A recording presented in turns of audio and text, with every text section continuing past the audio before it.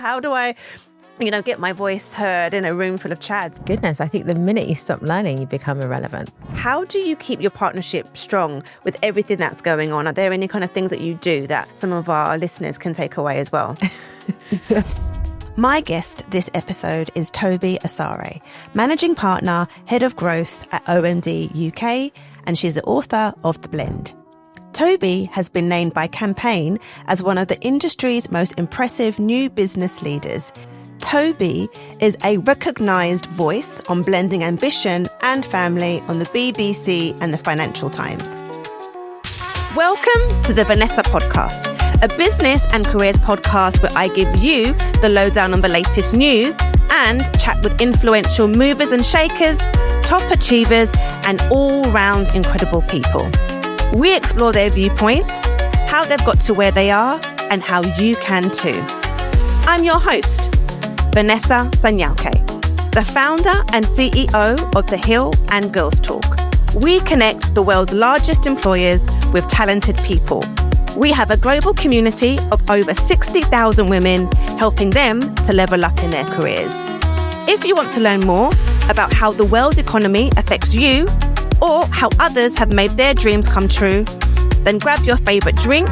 This is your time to laugh, learn, and level up.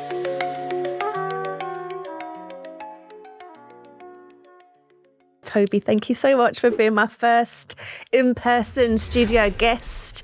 I'm so excited about our conversation. I was actually saying when we were getting our makeup done that you're like one of the people that really inspires me. Like I really look up to you. And I know our listeners will find out why, but you are so inspirational, just how you do it all. And what I really admire about you is your work ethic and just like how, and your spirit, like you seem, and you are just so like bubbly and warm. And I just love everything about you. So I'm so happy That's really that you've agreed to be my guest. But I guess for our listeners and people that are watching, can you give us like a whistle-stop tour from when you graduated with a law degree to being a managing partner? Like, how did you get there? I graduated from university. I did law at University of Manchester. Whoop whoop. I had a great time. Mm-hmm. And then from there, I always thought I'm just going to be a corporate lawyer. So went straight to law school, did what you call your LPC. And interestingly, during law school, my friend and I started a fashion blog. That's a bit of a side story, but kind of quite important. But yeah, so I did law school, did the whole legal work experience, and I kind of got to a point where I was looking at what all the trainee lawyers were doing, and I thought, I'm not quite sure that this is for me. It seems really interesting on the outside. And I kind of made a really rash decision after not kind of getting certain jobs that I wanted in the legal field. I made the decision after doing law school and after doing a few bits of work experience that I'm going to try and do something completely different. But I fell in love with a module at law school, which was all around private acquisitions, which is effectively the hedge fund and private equity world. So I thought, oh, this is super interesting, but I don't want to do the math side of it. Mm-hmm. So I plugged a couple of words into Google and they were private equity and research, found a job, application, applied. I think I interviewed on a Monday or something like that. That was the first round of interviews. Then they called me back very quickly after that for the successive round of interviews. Mm-hmm. And then by the following Monday, I was starting at this company, which was fascinating. Yeah. And I was working for two incredible founders who had been to Stanford together and set up this business to basically help private equity funds and hedge funds with their research. Okay. So I was there for quite a while. Mm-hmm. I started effectively as like an individual contributor on a team, then very quickly had a team of 2, then a team of 5. And then my team kind of grew and grew and grew. Mm-hmm. So I did that for a little bit. And then I wanted to see if I could blend this creative itch that I kind of always had, hence the fashion blog back in the day. Mm-hmm. And I went to go and work for an innovation consultancy for a short stint. And I thought, oh, this is not quite for me. The projects are really long, really interesting, but the projects are just really long. I'm like a fast-paced kind of person. Okay, yeah. And during that time, I was actually headhunted to go and work for another company that was really similar to the first company that I worked for. Stayed there for quite a bit. Yeah. And that was a really interesting time. So I inherited a team of around 6 people. By the time I left, I'd grown that team to 40 people. I effectively kind of ran the client service function, which was everything to do with working with clients, helping to onboard new clients, win new clients, trials for new clients. And also we had acquired a company in that time. So I had great fun going around different countries in Europe, talking about the acquisition to our clients. So I think that's where I kind of grew up in my corporate life, my corporate career. Yeah. I had my 2 babies there as well during that time. So Joshua and Grace, who are now 5 and 7. But again, that creative itch was kind of calling me. Okay. Because how long were you there at that point? Gosh, I can't remember off the top of my head, but maybe about 7 years. Okay. Yeah, so that creative itch was kind of calling me. And so I put myself out on the job market again during COVID, which was quite scary. Yeah. And I got headhunted for an opportunity or to go for an interview for this job at this organisation called OMD. Yeah. I thought, yeah, sure. I'm not quite sure exactly what they do, but I'll go for it. Had first conversation, absolutely fell in love with the people that I was being interviewed by. Oh. And long and short of it, I got the job offer, said yes. I joined as their business development director on the board.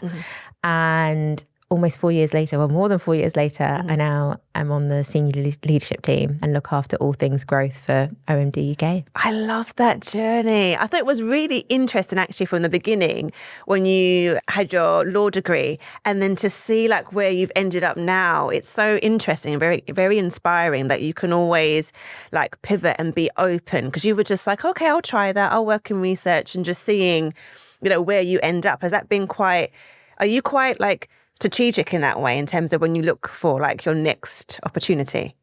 Yes and no. So I think for me, the red thread has always been around growth, like new clients, growing a business, growing a commercial entity. That's what I absolutely love. So that's always kind of been the red thread. Yeah.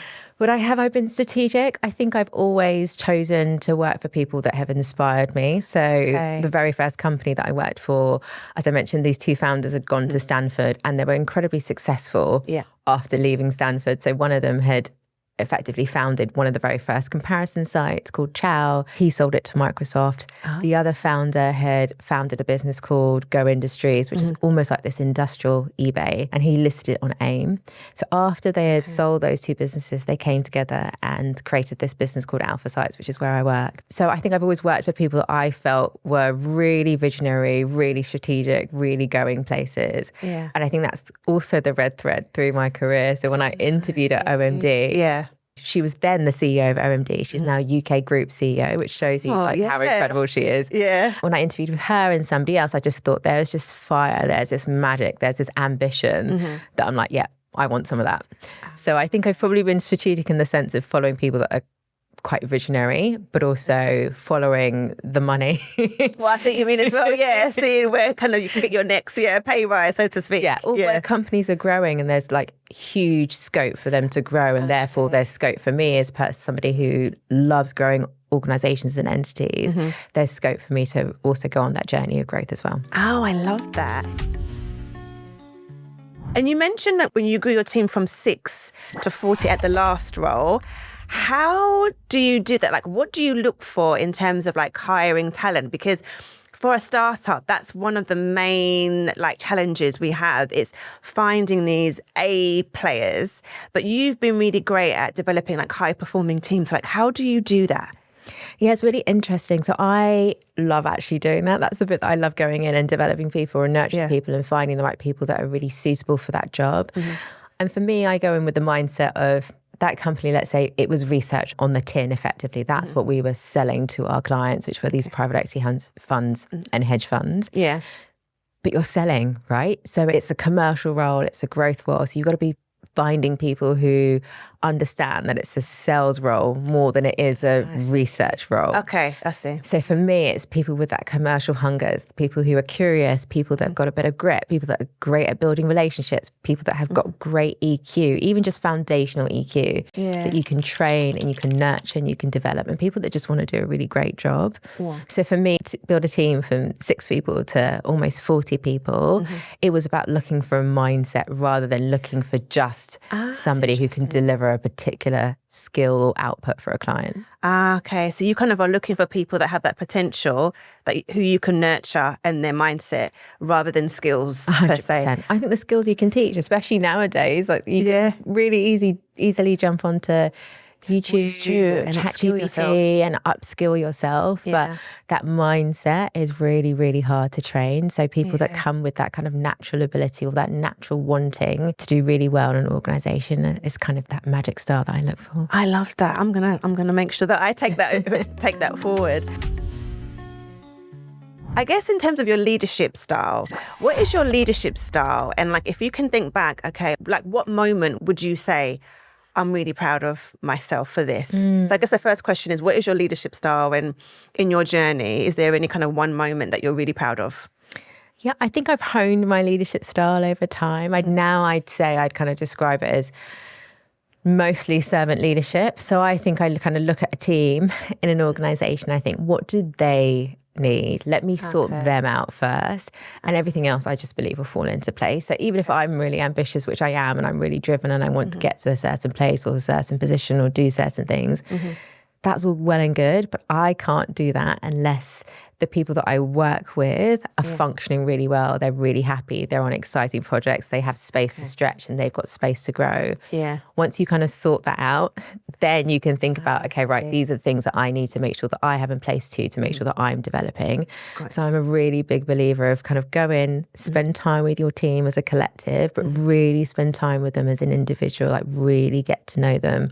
What do they really like? What do they not like? What are their development areas? And how can you blend all of those things into their role, into their day-to-day, so they feel that they've got enough challenge, they feel they've got enough stretch, but they also feel that they're supported as well. So I'm a big believer in kind of doing that first in any job that I do. And continuously coming back to that as well. So how do you do it with a large team? So at OMD, like how big is your team there?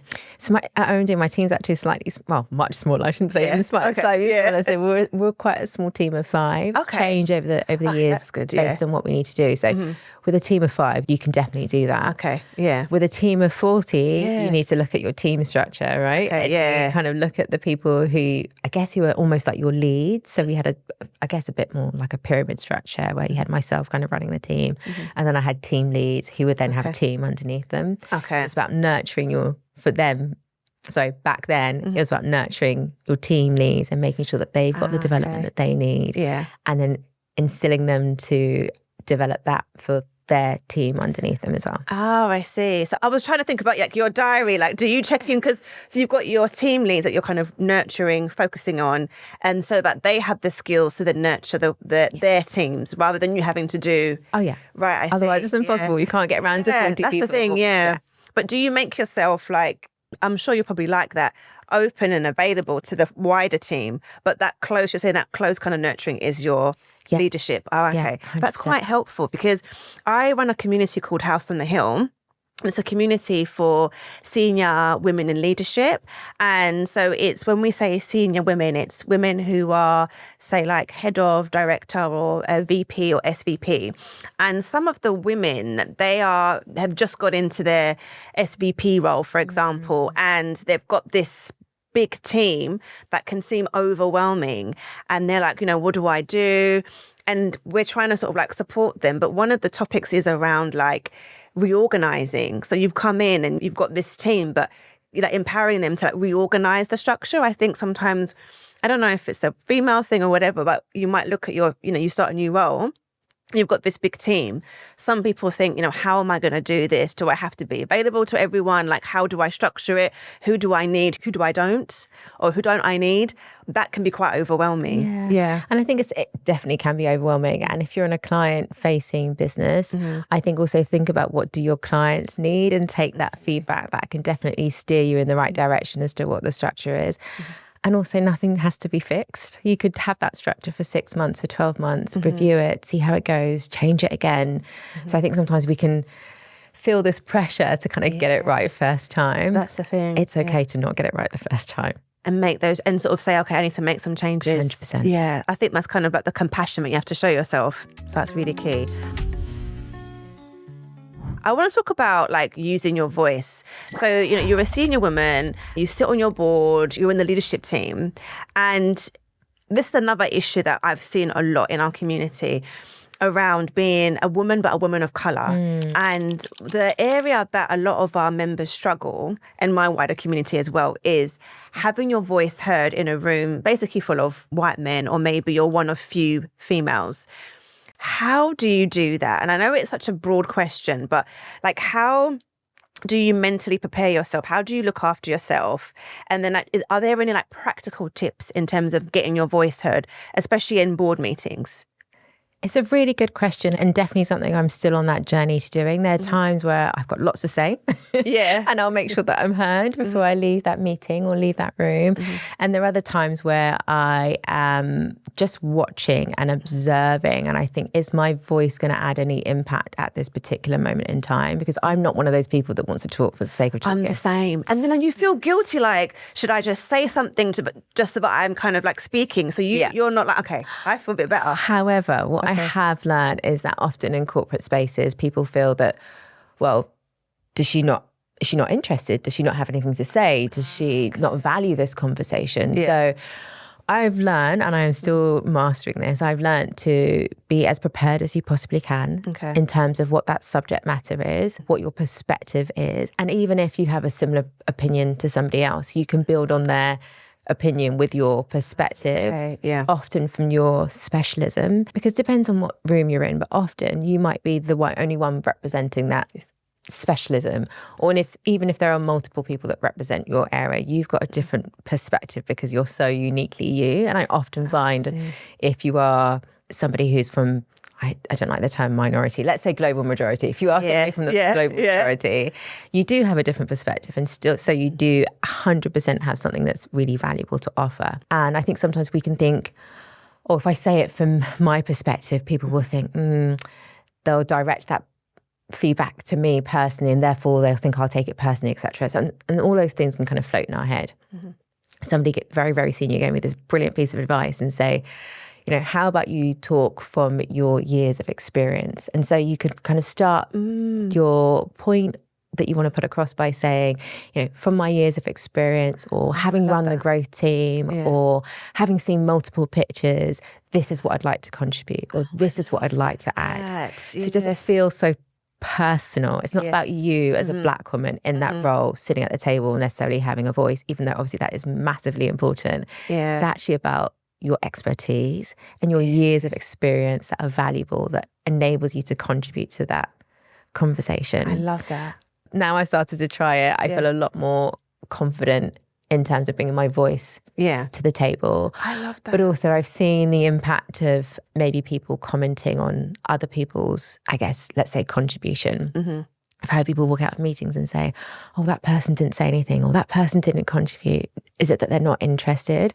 And so that also stays in the back of my mind of thinking, right, I need to make sure that I make an impact, but not for the sake of making an impact. That's what you mean. Making sure that I'm really, really adding value. But it takes time. And I think you've just got to practice. You've got to take yourself out of that uncomfortability and just do it anyway. And not care too much about what the response is that comes back to you, because often sometimes that response is somebody just projecting their own thoughts and feelings. I see. And just go for it. No, I love that bit about the, reaffirming my areas of expertise and understanding what you bring. And I think maybe that might be the challenge of some women. It's like they feel like, in our community, we call them chads. Basically, they're like, well, how do I get my voice heard in a room full of chads? But I think it's like understanding what you're saying, is understanding what you bring to the table and like reminding them in a subtle way, like you're kind of like reaffirming like why you're here, why I'm in the room, and and why my opinion is valuable. So I'm definitely gonna use that and share that. The other thing I want to talk about is like you as someone that's learning. So some people might think, okay, you've kind of reached a really high level. And I know you were saying you're quite ambitious. There's more stuff that you want to achieve. But, you could, if you wanted to, just be like, you know what, I've reached where I've reached. and I'm happy. Like, do you feel like there's more to learn as a leader? And if so, like, how do you stay curious? And what would your advice be to other leaders who think, you know what, there's nothing for me to learn, like I've got all the skills? Oh my goodness. I think the minute you stop learning, you become irrelevant. That's just my personal perspective. Yeah. I feel for me personally, there is so much more that I want to learn and want to continue learning. I'm naturally quite a curious person, so I quite enjoy like picking up new things, doing new challenges. It's probably why I fill my day so much with so many different things. So yeah, I absolutely love learning, and I think for anyone that feels that they've made it, I would challenge them to think again. How many different perspectives have they heard, or how many different viewpoints or different situations have they put themselves in? You can learn so much from just talking to different types of people from different walks of life. So yeah, you'll never finish learning. And I love reading and podcasts and taking it all in and thinking, okay, right, how can I apply that to what I do? How can I take that little nugget of something new and apply that to what I do and help me to grow? Yeah, no, I love that. I think it's really good because some people just, I don't know, I've seen, I guess, different sides, but I love that, like, your take is very refreshing. Like, you know, I'm always going to learn and be excited to kind of like meet people. Because I always say to people, you just don't know. Like, you might think, who is this person? They're irrelevant. I'm really busy enough as it is. But you just never know who's going to be the key to your next opportunity. It could be anyone. Or just a different experience. I went to a dinner, I think it was about a year ago. So I went to a dinner a year ago. It was a random invitation and I thought, okay, right, I'll go. And it was for this new piece of healthcare tech. And I sat next to somebody who is, I want to say maybe 12 years younger than me. Yeah. On the face of it, we've got very little in common in terms of like our life stages, let's just say. And now I've learned so much from him. He runs a really small, I wouldn't say small company. He runs a really fast growing company in the sports space. And actually I've learned a lot from how they've developed their business, how they develop their team culture, how he develops business relationships. I learned a lot about that sector just from meeting somebody at a dinner and staying in touch.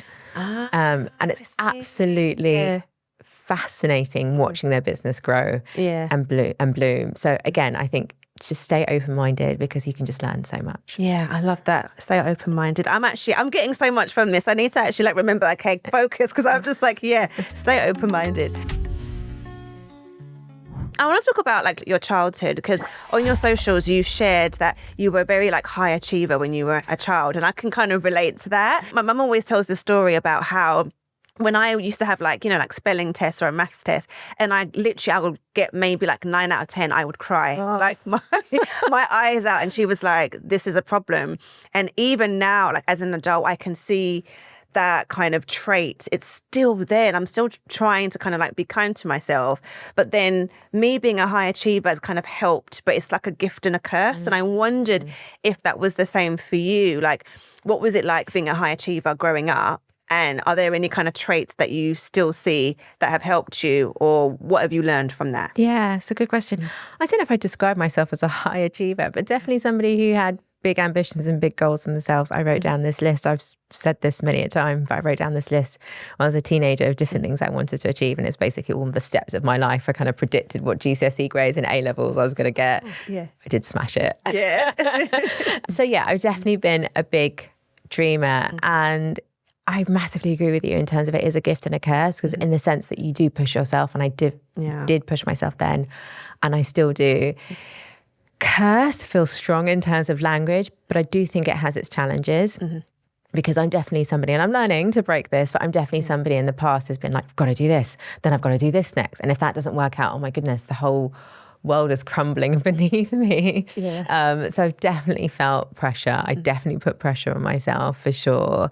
And that's definitely something I'm trying to reconcile, that, you know what, it would always work out. Like, even if you get a curveball, but you kind of stay rooted in your ambitions, but kind of flexible in terms of your path and flexible in terms of how you may get there, and actually appreciate that these different squiggles or maybe disappointments eventually all work out, or you just learn something that will help you get better for whatever comes next. So I'm trying to instill that in my children too, because I don't want them to feel like they've got to be like perfect all the time. Yeah, no, but that's really key. I think we always need that reminder, right? That if something does not work out, it's not the end of the world. Like you said, you know what, there's always something on the other side. Yeah. So I love that perspective.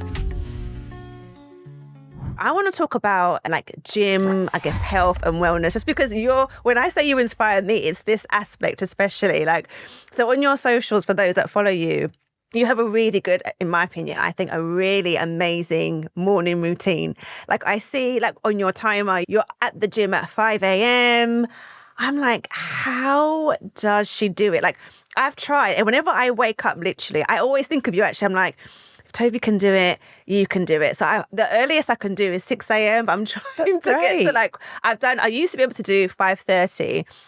But you're in the gym like 5 a.m., you're up, you're ready. I love that. But have you always been a morning person? And what would you say are the benefits of being an early riser and going to the gym to encourage maybe others? Yeah.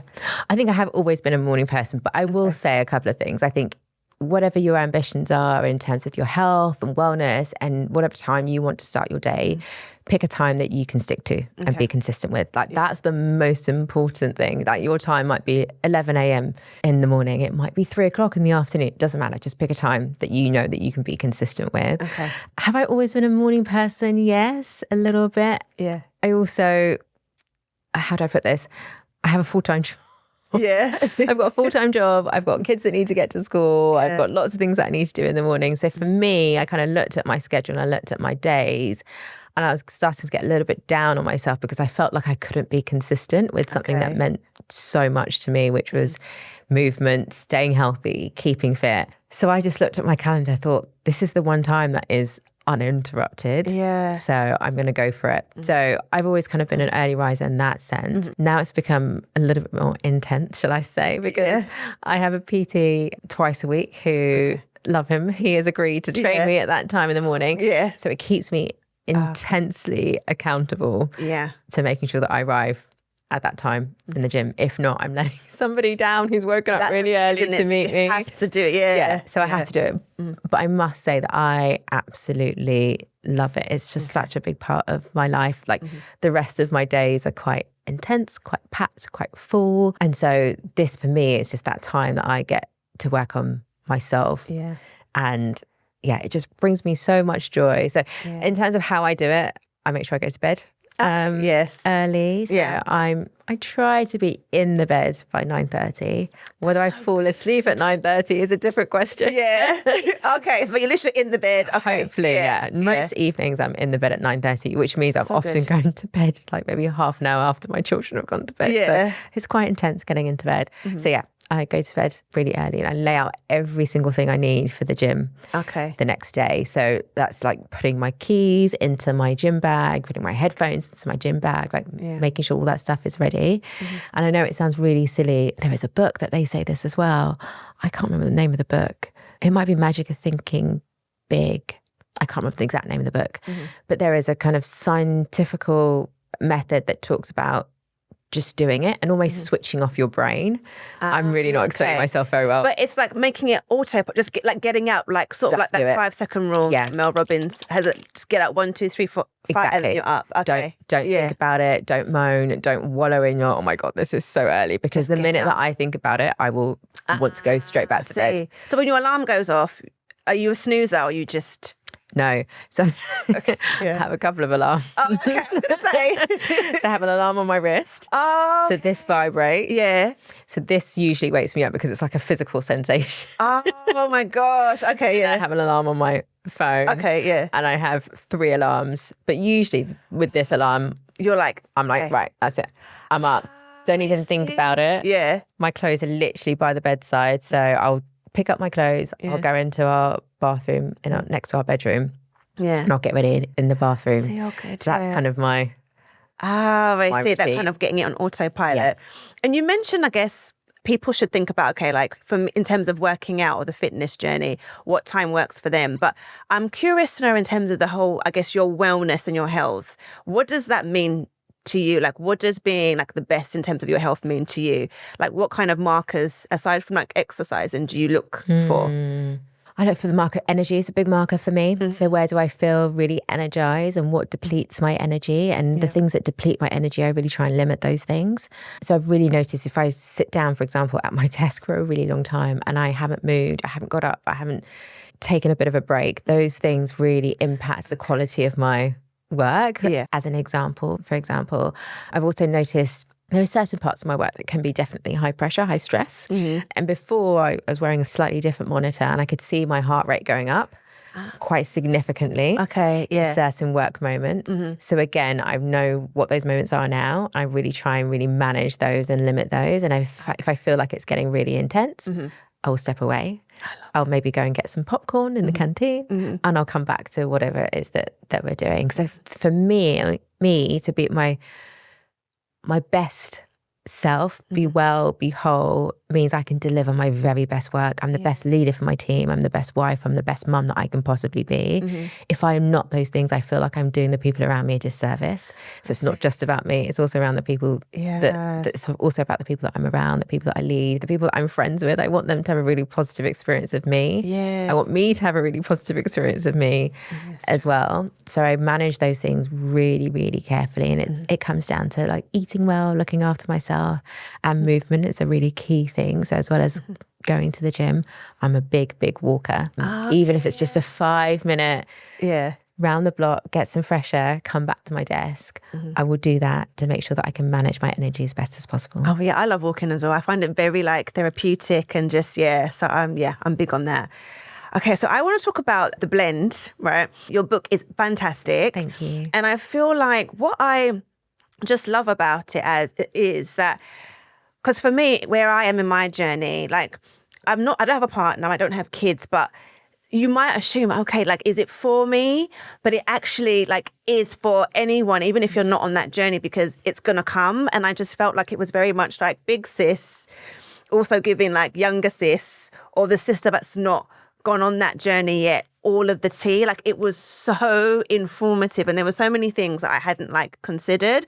And so thank you like for writing that book. And for me, I think one of the key things that stood out for me was just how much, I don't know, I didn't realize, and it sounds really bad, like how much planning you have to think about with kids.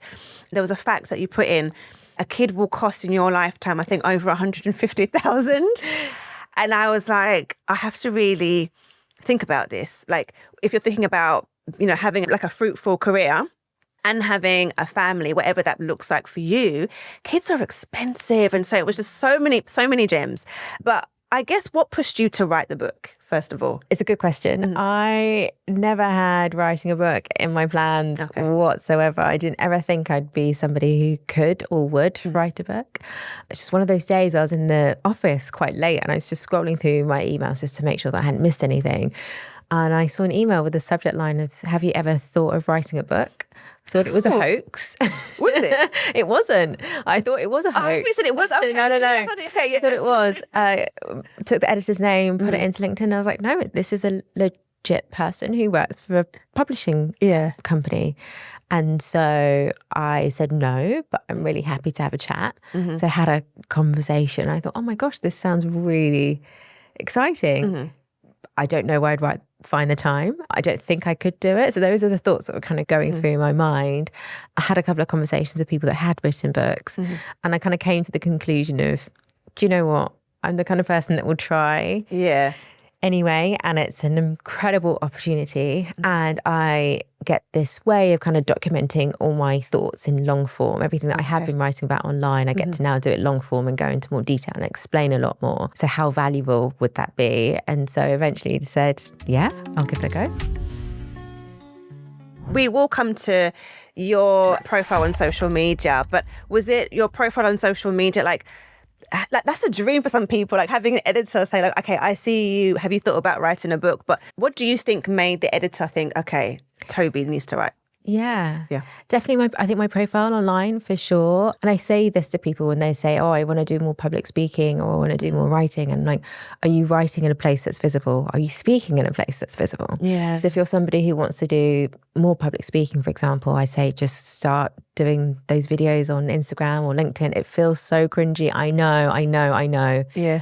But incredible opportunities can come from it. Look at, I guess, me as an example. I was literally just writing on Instagram mainly, and I did also have a website which had lots of long form copy or long form writing. And yeah, that's how the editor found me. I think she was following somebody who knew me, that's how she discovered my page and was following for some time. I don't know how long. I'm kind of assuming maybe a year or so. Yeah. And then, eventually reached out. That's awesome. And then what was the experience like being like a published author and working with the publishing like house compared to, I guess, like doing it on your own? What was that experience like? So I don't know what it's like doing it on your own. However, my experience, I really loved the writing process so much more than I thought I would have done. Yeah. Because initially that was a bit that scared me the most. I had a full-time job.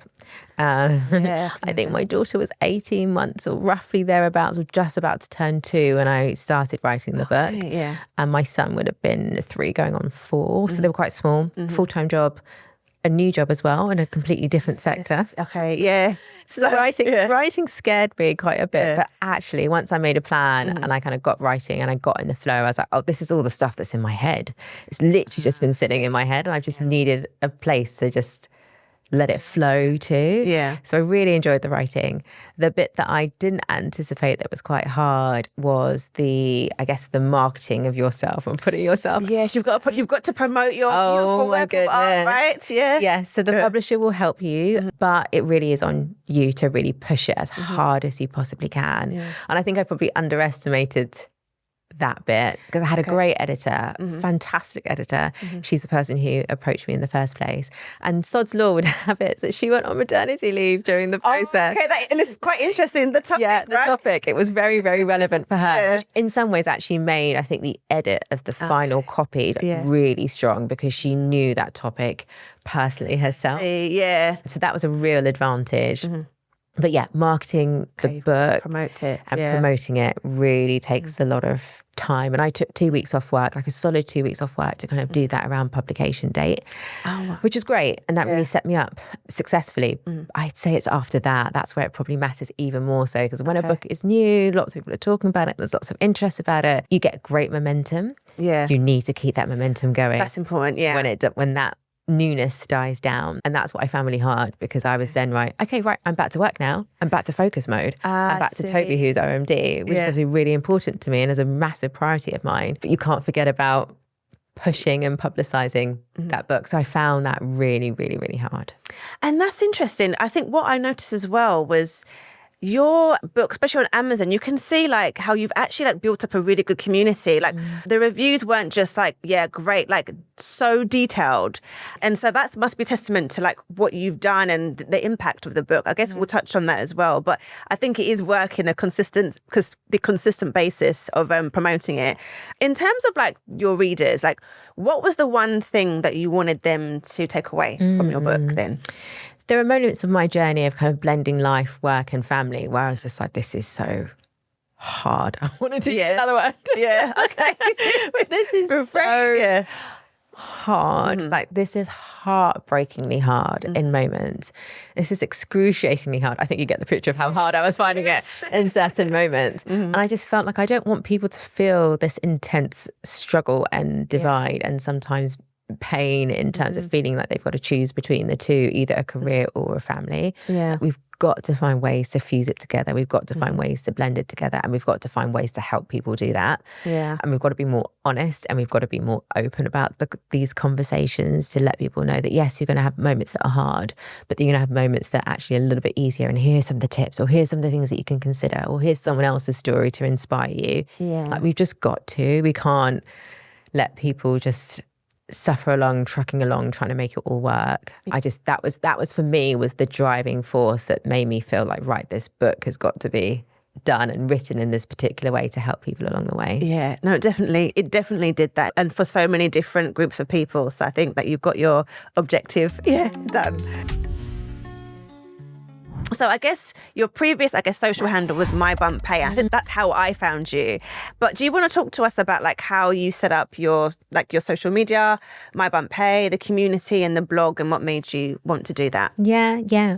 Similar to the book, I guess, in a way, although it was kind of my decision to start it. I was on maternity leave. Well, actually, when I was pregnant, I had this whole idea of exploring the topic of money a lot more, hence the title My Bump Pay, because I was actually in a position then at that particular point when I was pregnant with my first child where I was going to be on statutory maternity leave. So no maternity pay package. Yeah. And I was working for a global business and I thought, this is interesting. We're going to have to do something about this. We're going to have a conversation, of which I did. And that was changed. And I thought that's a fascinating journey because money is so critical to life, as all of us know. Yeah. Even more critical when you're about to bring new life into the world. And I just didn't feel like we were having enough conversations. I didn't feel like we were lifting the lid on the money side of things in a really positive way. And so I thought, okay, right, I'll do that. Yeah. Of course I'll do that because I'm having a baby and I'll do this new thing at the same time. Yeah. So it started initially as a website. Okay. And that website was effectively kind of pulling lots of information around money and kind of really lifting the lid as you kind of go into that stage of parenthood and work at the same time. And then I kind of took that onto social media. And then people all of a sudden started asking me more questions of, right, okay, right, how about returning to work? How does that work? Yeah. Okay, now you're back at work and you've got ambitions. How does this work? And how does childcare work? And I was like, I don't know. I'm figuring this out as I go. But I tell you what, as I'm figuring it out, as I'm learning things, as I'm reading things, I will share it with you all. And that's literally how it started and it grew. And I think for me now, I've changed the name, so it's no longer my bump pay. It is literally just my name, which is really scary. Yeah. Because initially I was like, I don't want anyone to know it's me. I want it to be quite detached. I want it to be quite separated. I just want it to be a platform that helps people. But I guess the more people started to ask questions about what I was learning, what I was navigating, I was like, well, the two are kind of interlinked and they're kind of one and the same. And now I feel like I've moved into this phase of my life where I'm still figuring it all out. I'm still blending, but I'm probably more ambitious about being somebody who just wants to live a really good, whole, happy life on all fronts. And again, as I'm learning more things in the wider scheme of life, I'm sharing those things too. Which I So love not that just about the your parent socials. stuff. Yeah, like everything that you're doing. Because I think everyone in your community is really invested in, like, I'm invested in what you've done, your work. But you, I think, as a person. So I'm glad because I saw when you said, okay, now I'm changing my name. I was like, yeah, like go into this era. I like it. I'm loving it. I must admit, I'm really, really loving it. Yeah. And how does your work, how do they feel about you doing like social media and being really kind of a really key voice in this space? Are they supportive or?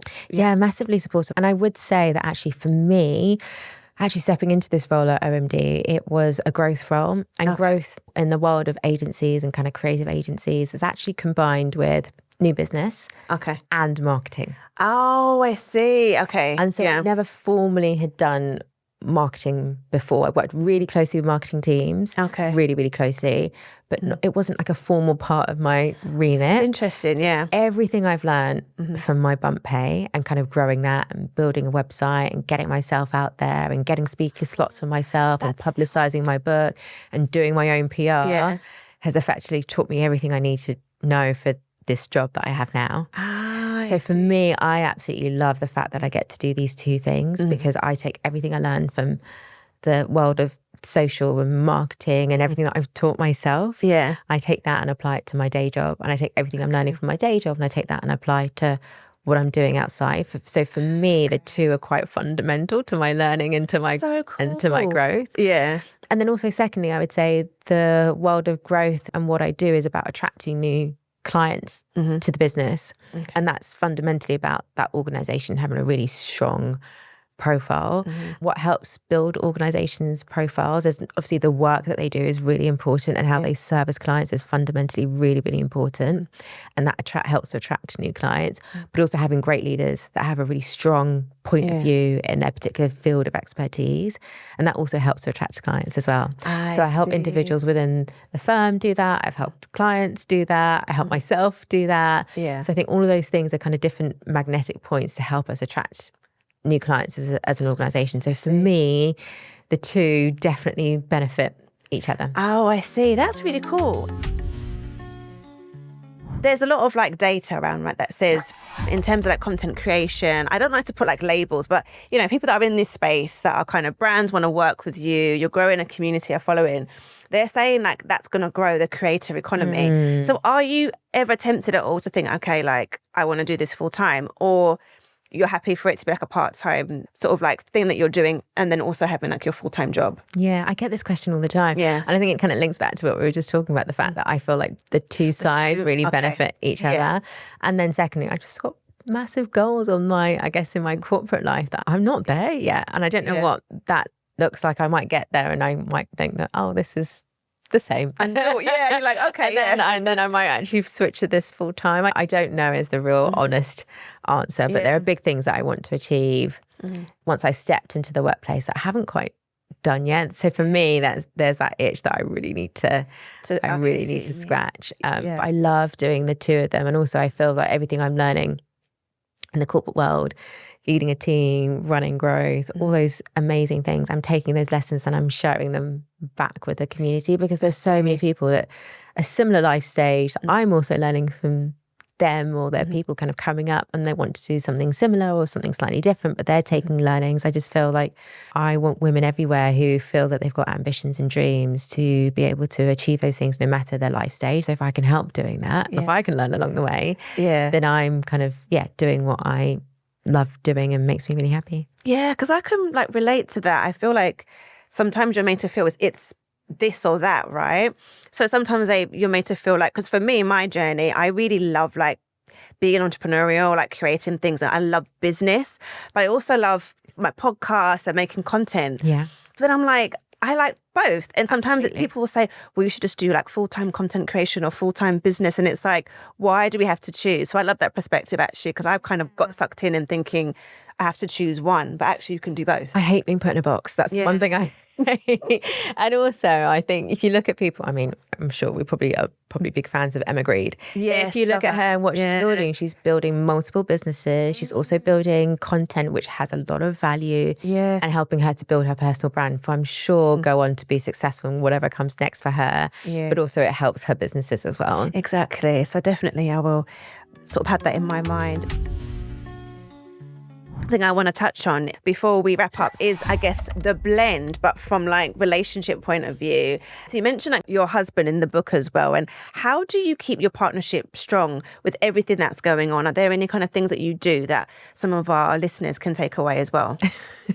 I'm no relationship guru. We are figuring it out.